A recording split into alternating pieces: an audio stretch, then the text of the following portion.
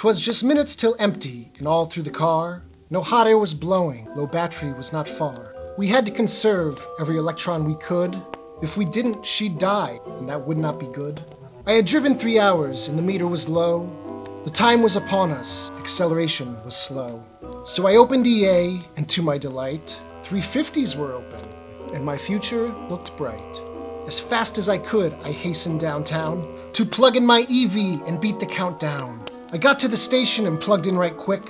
When charging commenced, I felt rather sick. The speeds that I saw, they weren't what I hoped. I crossed all my fingers and hoped 'twas a joke. In 15 minutes, 150 she peaked, then slowly ramped down, and I couldn't help but shriek. After 35 minutes, I was finally there, charged up and giddy, but it was quite the scare. This has to be something you must keep in mind. The charging in winter can be quite unkind.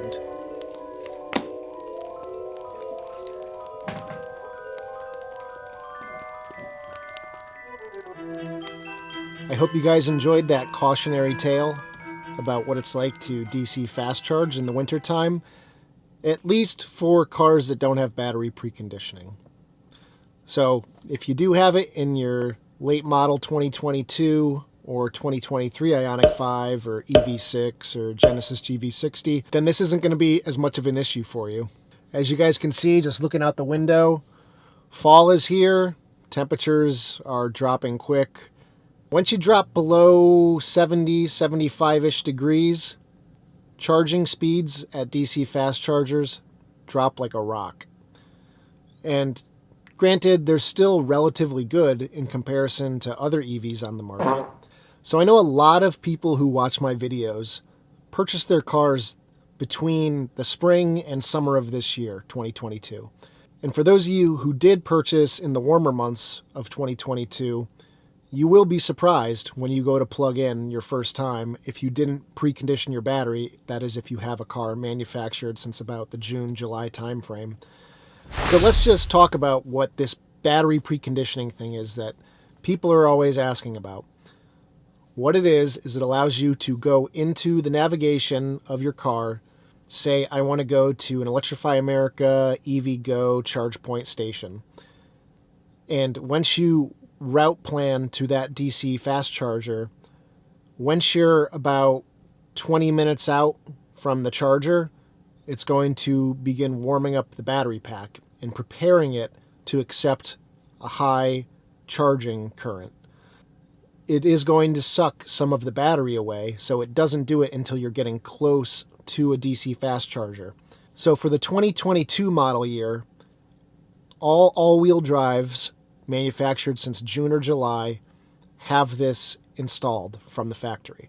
This was kind of a mid-model year update to the car. They started implementing it before the 2023 model year changeover.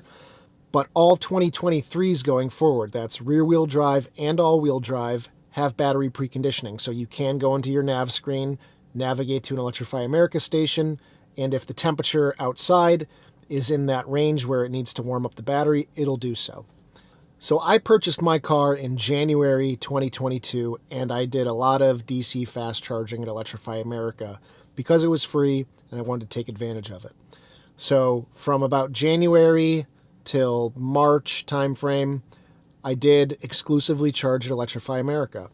And I quickly learned that the car doesn't charge nearly as fast as it would in ideal conditions during the wintertime.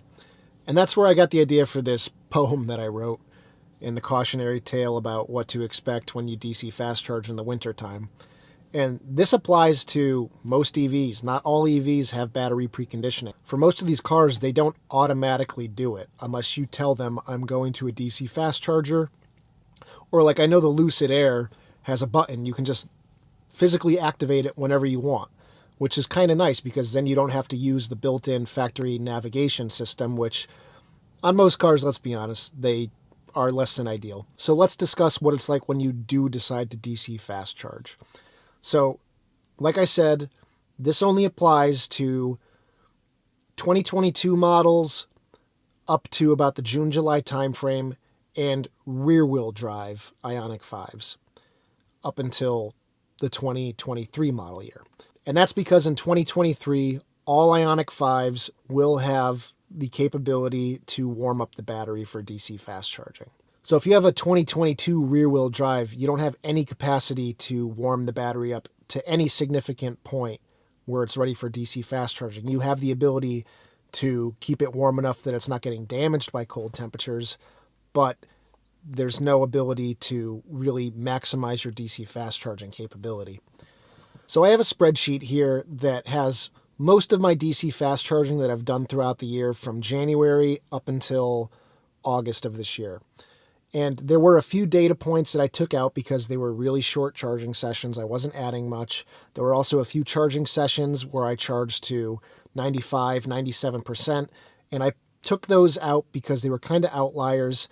As most of us know, it's good practice to not charge your battery over 80% at a DC fast charger because charging speeds do drop off significantly. So in this graph here, what you can see is the correlation between average charging speed, charging time, 10 to 80%, as well as the ambient temperature on the x-axis.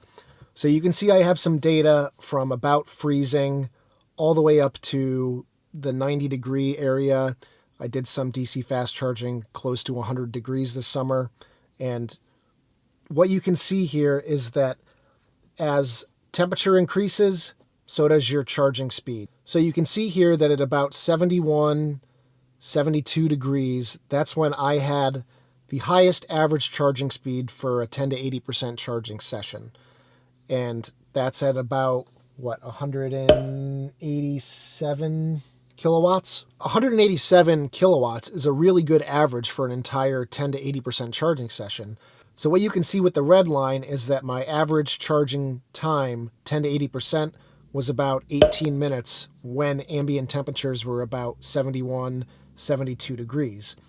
And then arises another issue after that, which is once you get above that temperature, the car is working to cool the battery pack down. And what you can see is that as the temperature increases over 72 degrees, that charging time goes up and also charging speed goes down. So you can see on the hottest data point that I have at 91 degrees, my average charging speed was less than 150 kilowatts, and the charging time for that session is about 20 to 23 minutes. So there is a sweet spot, and you can see it in those peaks there. So with this battery preconditioning feature, that's how we keep the battery in this sweet spot. So you can see here that at freezing temperatures, my average charging speed in kilowatts is about 100 kilowatts over a 10 to 80% charging session. And my charging time is about 33 minutes from 10 to 80%. So you're talking almost doubling your charging time when charging in cold temperatures, not being able to warm up that battery.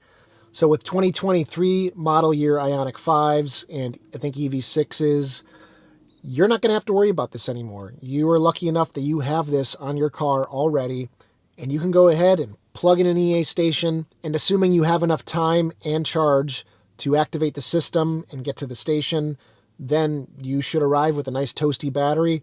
And you might not max out the charging speed, you'll at least be closer to that ideal charging time of around 18 minutes.